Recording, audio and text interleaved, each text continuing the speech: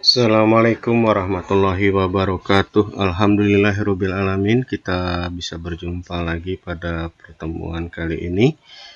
Untuk mendapat barokahnya pada pertemuan ini yang akan kita bahas mengenai aplikasi Merdeka Mengajar. Mari kita sama-sama membaca basmalah. Bismillahirrahmanirrahim.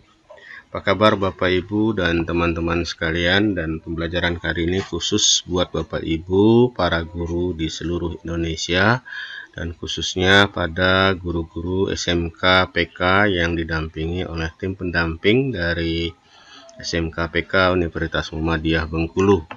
Baik, kita mulai. Yang pertama, apa sih aplikasi mengajar? Aplikasi Merdeka Mengajar ini adalah aplikasi yang dibuat oleh pemerintah untuk kemudahan bagi para guru dalam proses pembelajaran di sekolah masing-masing.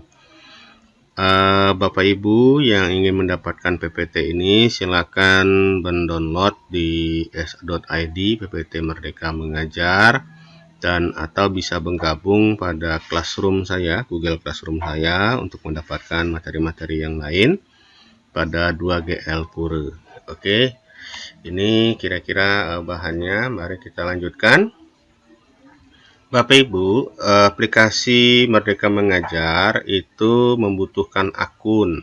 Maka Bapak Ibu harus mendapatkan akunnya, dan bila lupa pada akunnya apa atau passwordnya apa, silakan periksa di aplikasi yang dibangun oleh pemerintah, yaitu https://belajar.id, dengan memasukkan nama lengkap Bapak Ibu sesuai dengan data pokok pendidikan, yaitu nama Anda sebagai guru dan tipe pengguna sebagai guru, tempat lahirnya, dan nomor NPSN atau nomor sekolahnya.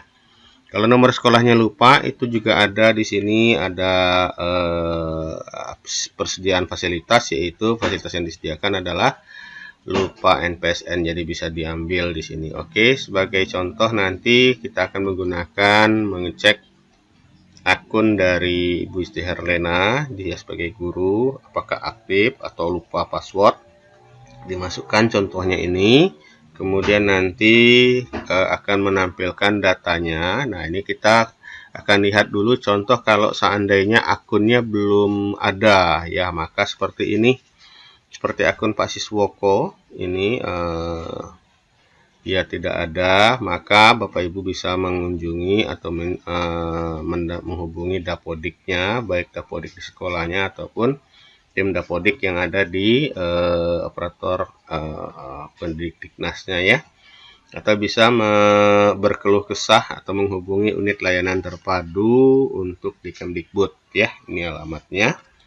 Nah, kemudian bila ternyata akunnya benar, maka Bapak Ibu akan mendapat data seperti istri saya ini. Maka nanti ada datanya, akun pembelajarannya apa, dan statusnya bagaimana. Kalau belum aktif, silakan diaktifkan. Kalau lupa password, silakan diklik lupa password. Email pribadinya ini, dan kalau mau salah atau tidak terdaftar, maka hubungi operator sekolahnya, ya. Nah, Bapak Ibu, untuk lupa password ini juga bisa ngubungin itu atau menghubungi langsung di 177, atau bisa komunikasi langsung lewat live chat atau kirim email ke sini, ya. Oke, nah kalau sudah kirim email, nah mudah-mudahan Bapak Ibu jangan lupa bahwa nanti password yang diberikan biasanya adalah password awal. Kemudian nanti yang perlu Bapak Ibu ingat, selain password awal tadi, juga password yang diubah oleh Bapak Ibu. Karena nanti aplikasi Belajar ID ini sebenarnya adalah aplikasi yang menggunakan fasilitas Google for Education. Maka nanti minta diubah passwordnya setelah password yang diberikan oleh tim dapodik atau operator sekolahnya, ya. Maka itu yang terakhir harus diingat, ya. Oke Bapak Ibu, demikian untuk proses persiapannya. Kemudian, nah ini ada beberapa tempat untuk informasi dan pengaduan. Alamatnya di ult.kemdikbud.go.id. Bapak Ibu bisa lapor, bisa pusat panggilan, bisa menggunakan surel atau email, bisa live chat, ya, tinggal klik aja chatnya di sini, ya. Nah, Bapak Ibu juga dalam proses penyampaian penggunaan layanan informasi ini tentu harus bertanggung jawab dengan apa yang Bapak Ibu sampaikan. Karena kepentingannya bukan hanya untuk Bapak Ibu saja, tapi juga berpengaruh kepada kepentingan sekolah. Baik, kita lanjutin dengan proses Merdeka Mengajarnya, instalasinya. Aplikasi Merdeka Mengajar ini ada 2, dan biasanya yang sudah dibuat juga adalah APK Merdeka Mengajar yang ada di smartphone Android. Kenapa? Karena tidak semua peserta belajar dan tidak semua guru mempunyai laptop, maka dibuat oleh tim pembuatnya di smartphone Android ya. Untuk yang bukan smartphone Android yang menggunakan iPhone dari Apple, maka bisa menggunakan browsernya, yaitu menggunakan cara kedua, yaitu mengakses aplikasi Merdeka Mengajarnya melalui browser ya. Baik, kita lihat instalasinya, mudah sekali. Bapak Ibu ketika menggunakan smartphone Android, itu pilihnya di Play Store ya, Google Play Store. Sekali lagi, bila Bapak Ibu menggunakan iPhone dari Apple, tidak ada di Apple Store ya, karena belum dibuat. Mudah-mudahan nanti ke depan sudah ada juga aplikasi Merdeka Mengajar di Apple Store. Di Google Play Store sendiri, Merdeka Mengajar ini masih bersifat beta ya Bapak Ibu semua, bahwa aplikasi ini masih dalam proses pengembangan, belum final ya, dikembangkan oleh Kementerian Education ya, Kementerian Dikbud ya, sifatnya edukasi, dan ini yang akan dipilih. Oke. Setelah mengunjungi Google Play Store, pilih Merdeka Mengajar, diklik, kemudian nanti ada proses instalasi sampai 100% kayak begini. Kemudian nanti jangan di cancel ya, kalau di cancel ya batal proses instalasinya, maka tunggu aja sampai 100% sehingga nanti tombol opennya bisa diklik ya. Nah, tombol open ini bisa diklik sekali lagi kalau dia sudah selesai menginstal. Jangan di uninstall kecuali memang mau menghapus aplikasinya, dan bisa diinstal ulang kok ya. Oke. Kelemahan aplikasi Merdeka yang diinstal di HP tentu saja ya memakan tempat dari media simpan HP Bapak Ibu semua. Karena itu bisa saya sampaikan nanti bisa menggunakan fasilitas cara yang kedua, yaitu menggunakan browser. Untuk open, nah nanti Bapak Ibu ketika pertama kali dibuka aplikasi Merdeka Mengajar, ini ada proses ta'aruf atau refresh perkenalan ya. Ada 4 tahap. Nah, kemudian kalau sudah selesai 4 tahapnya, maka dimulai. Hanya menjanjikan informasi awal aja ini.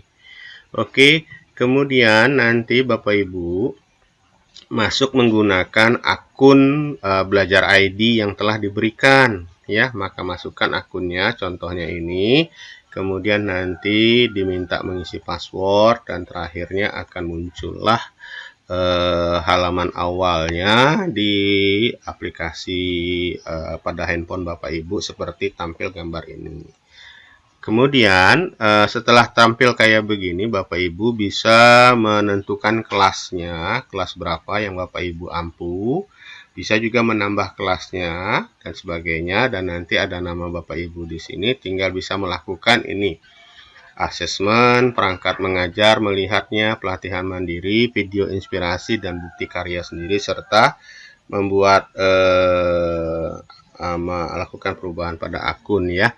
Tapi Bapak Ibu jangan salah bahwa ini belum lengkap Bapak Ibu. Bapak Ibu bisa lihat sih nanti di perangkat ajar itu ternyata belum lengkap. Agama aja masih ada agama Konghucu.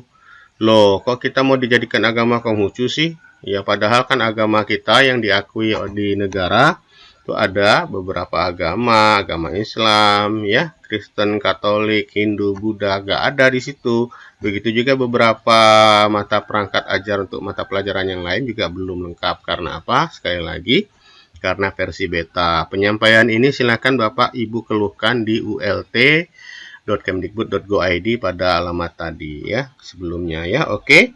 Nah, ini asesmen kalau sudah dibuat kayak begini, belum ada asesmen, tinggal dicari, nanti tinggal buat asesmen untuk murid ya.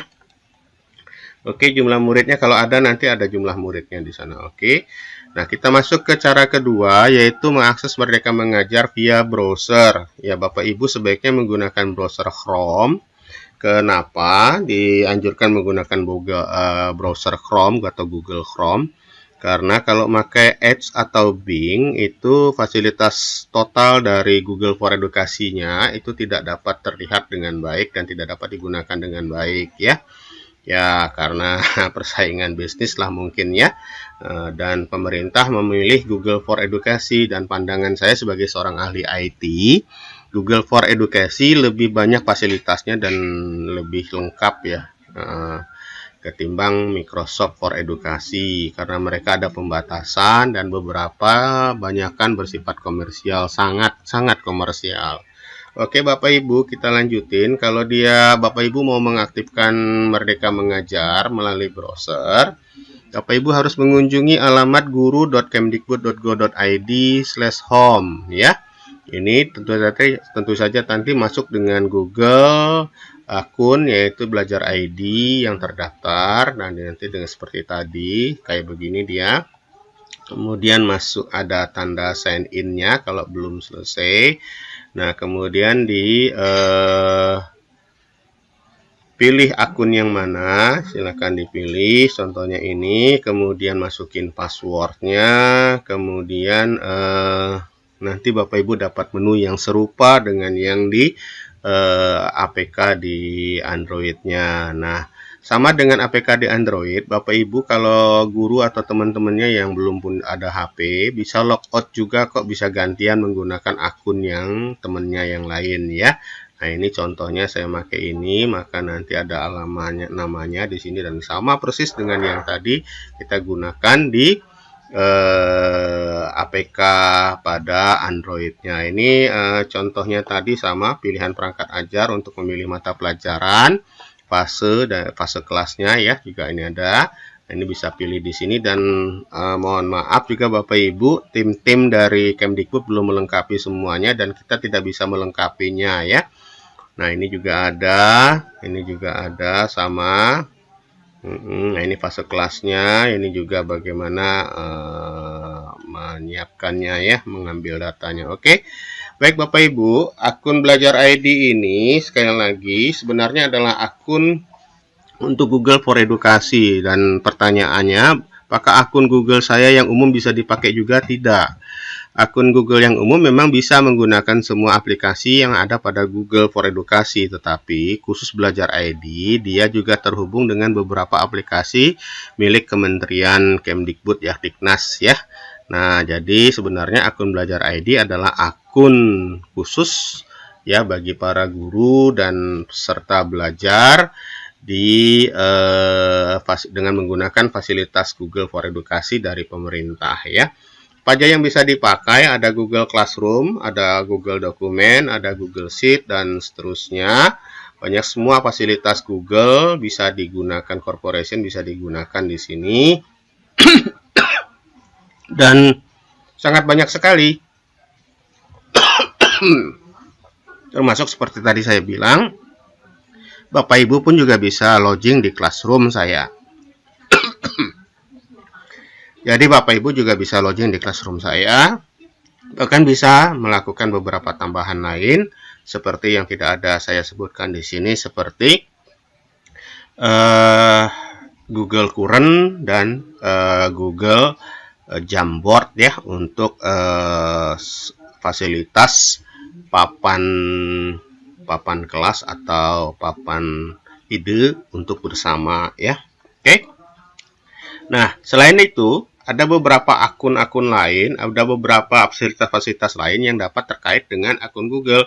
Contoh, Bapak Ibu bisa menggunakan Canva, bisa menggunakan Blogger, Studio YouTube, WordPress, dan lain-lainnya. Sekali lagi, semua yang sampaikan ini bukan endorse ya Bapak Ibu, tapi ini contoh pembelajaran, contoh aplikasi-aplikasi online yang bisa dipakai oleh Bapak Ibu. Contohnya Canva, ini adalah untuk melengkapi penggunaan PowerPoint. Blogger untuk menyediakan website Bapak Ibu, bahan ajarnya berupa website sendiri.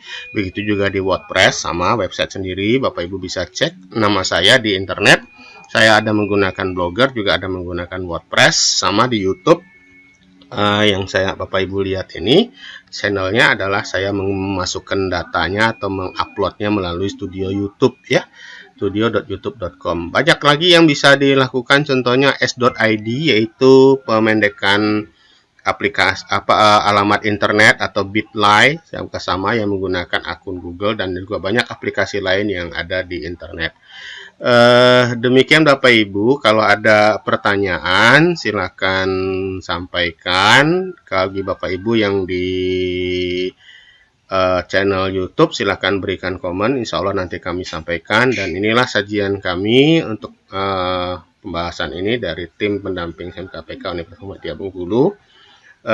Inilah kami, ya ini saya Hari Witriono, ini Pak Ketuanya Dr. Sastia Hendri Wibowo, dan ini Pak Dedi Agung Prabowo, dan ini Pak Rojali Toyib kebetulan lagi sakit waktu foto ini ada.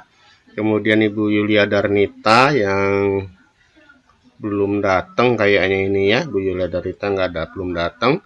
Muntahanah ini, kemudian Ibu Dr. Yulia Darmi, serta ini Ananda Sinta Indrayani, mahasiswa yang membantu kami pada tim pendamping SMKPK Universitas Muhammadiyah Bengkulu. Terima kasih Bapak Ibu, sampai jumpa pada pertemuan berikutnya. Bila taufiq hidayah, assalamualaikum warahmatullahi wabarakatuh.